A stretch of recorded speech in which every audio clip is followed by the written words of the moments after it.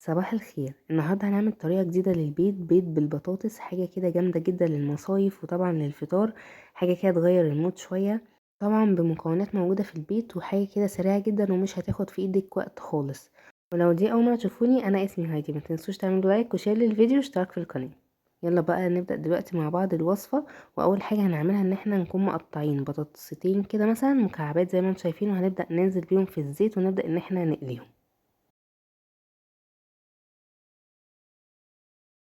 دي اول مره اجرب فيها بيض بالبطاطس، وكان فعلا تجربه حلوه جدا، فجربوها وقولوا لي رايكم في التعليقات. هنسيب دلوقتي البطاطس انها تتقلى براحتها، ونبدا دلوقتي نعمل خلطه البيض الجامده جدا. هنحط معلقتين من السمنه لان البيض بيحب السمنه معروفه. وهنبدا بقى ننزل بشويه خضروات كده متقطعه صغنططه خالص. فلفل اخضر، وهنبدا ان احنا نديله تشويحه كده مع السمنه.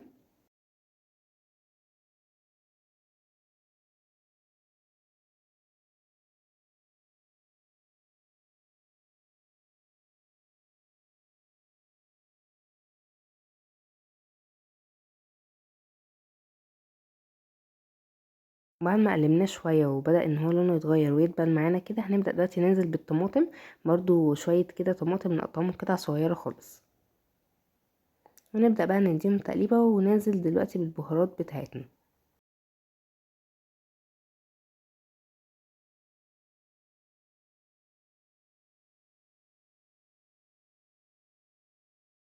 هننزل بنص معلقه من البابريكا، وطبعا الملح والفلفل بتوعنا.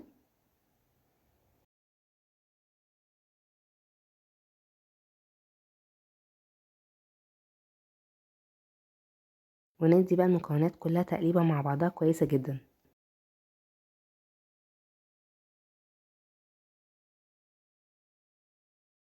ودلوقتي هنحتاج ربع كوبايه من الميه.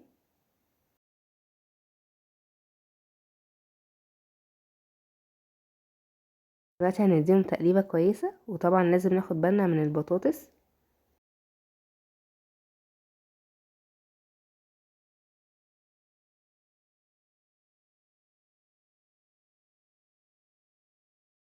وبكده تكون البطاطس جاهزة معانا، وهنبدأ ان احنا نطلعوها دلوقتي.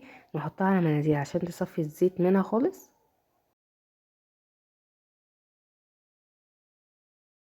عاوزة اقول لكم ان طعم البطاطس لوحدها اصلا كان جامد جدا، واول مرة اعمل بطاطس مكعبات كده مقلية، فبجد كان طعمها حلو جدا. جربوها برضو، وممكن تاكلوها كده اصلا بدل بطاطس الصوابع يعني. ودلوقتي هنبدأ ان احنا ننزل بالبطاطس بتاعتنا على المكونات اللي احنا حطيناها في الاول خالص. نديهم بقى تقليبة كويسة، وبعد كده هنبدأ ان احنا ننزل بالبيض بتاعنا.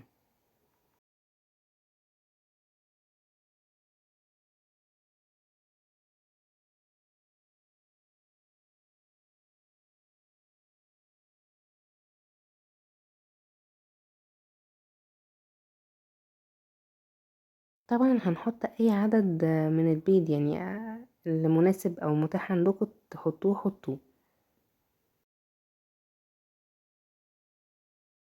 وطبعا دلوقتي احنا هنبدأ ان احنا نهدي النار بتاعتنا خالص عشان البيض يستوي. وطبعا هنغطي الصينية عشان برضو البيض يستوي على راحته خالص، ومن غير ما المكونات تنشف مننا.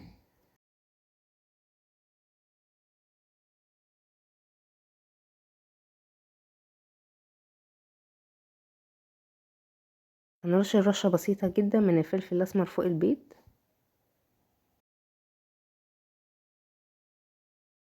نبدأ ان احنا نخلي صفار البيض كده يبقى في الصينية كلها.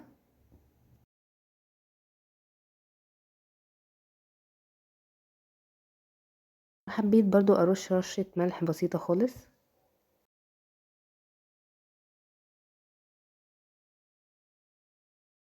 بدأت ان انا ارش رشة برضو من البابريكا، وطبعا الموتزاريلا دي حاجة اساسية جدا في الوصفة لان بتخلي طعم البيض حلو قوي. ودلوقتي هنبدأ ان احنا نغطي المكونات دي كلها مع بعضها وعلى نار هادية، ونسيبهم حوالي 3 دقايق كده بالكتير قوي.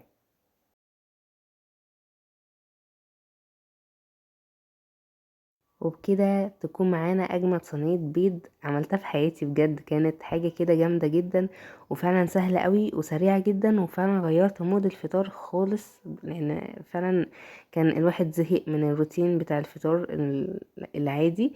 فبجد شايفين دلوقتي وانا بقطعها حاجه كده، حاسه انا بقطع بيتزا مش بقطع صينيه بيض خالص. وعاوزة اقول لكم ان الوصفة دي هتبقى جامدة جدا في المصايف، لان فعلا هي طعمها خطير وخفيفة كده وسريعة ومش بتاخد في ايدينا وقت خالص.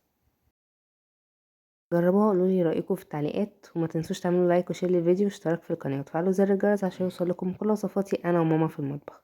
اشوفكم في فيديوهات جديدة ان شاء الله. باي باي.